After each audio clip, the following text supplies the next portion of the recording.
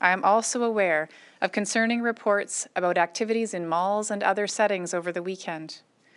We all must do our part. I recognize the right of people to protest, and we have issued detailed guidance to help Albertans do so safely. I encourage Albertans to follow this guidance to keep each other safe. Turning to today's update.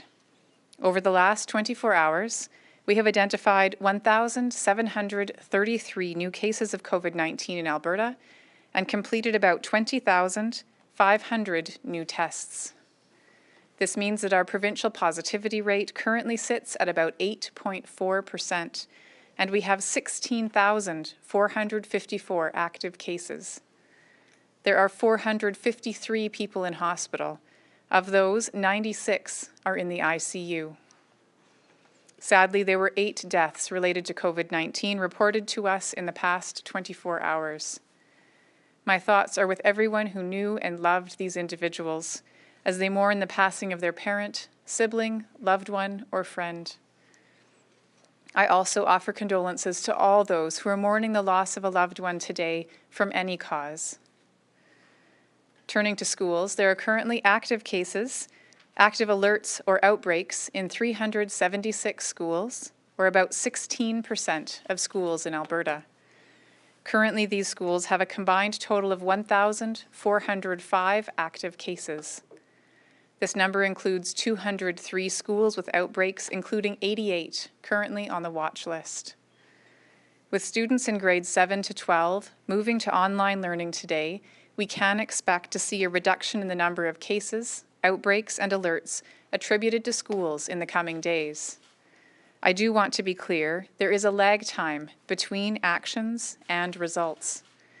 While cases may not be attributed to schools as students are at home, they will still be reflected in our overall active cases. Like all Albertans, I am alarmed by the rising case numbers reported today and over the weekend. This is another reminder that COVID-19 has a long incubation period, meaning the actions we take today will not be seen until 10 to 14 days from now. I suspect that we will continue to see cases and hospitalizations rise over the next several days as we wait for the impact of the restrictions that were announced last week. Each of us must remain more vigilant than ever.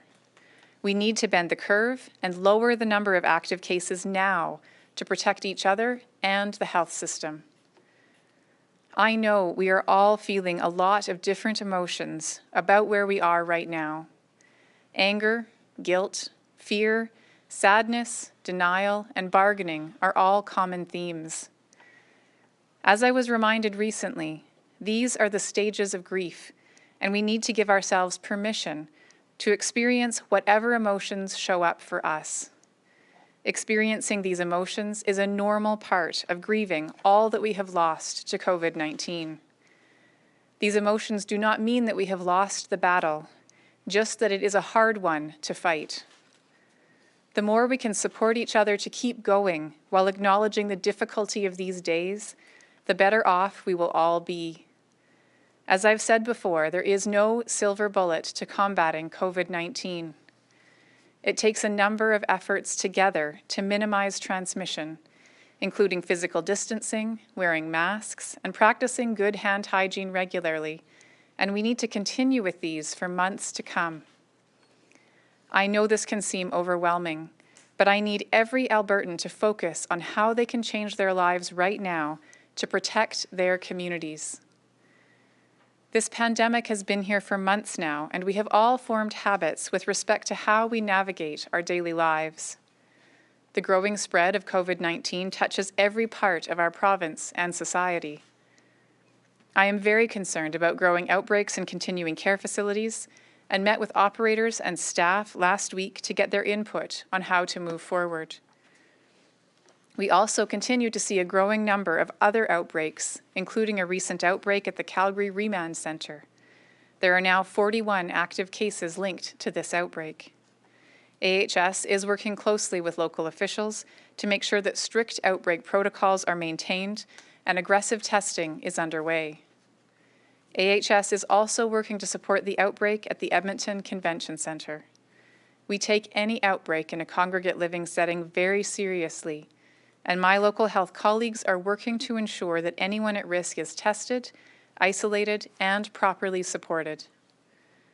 As you know, last week we announced new measures to reduce community spread, many of which came into force on Friday.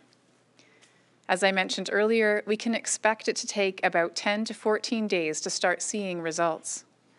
This means the actions we all take this week will help shape how the virus is spreading in the lead up to the holidays.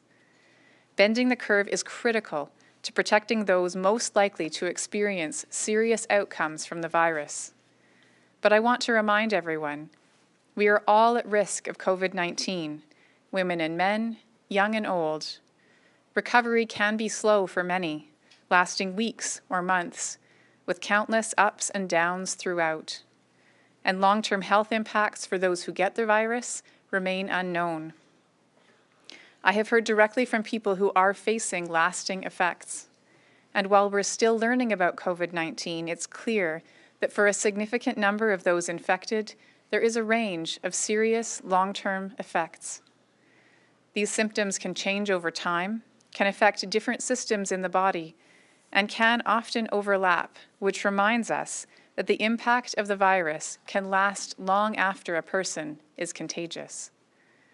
By minimizing the spread, we are not only preventing someone from having to isolate at home while they're infectious, we are also sparing them from a long list of challenges that could impact their long-term health and their quality of life. This week, we all need to be more vigilant than ever in limiting our contacts with others and slowing the spread of COVID-19. I know this is a difficult time, but we are still all in this together.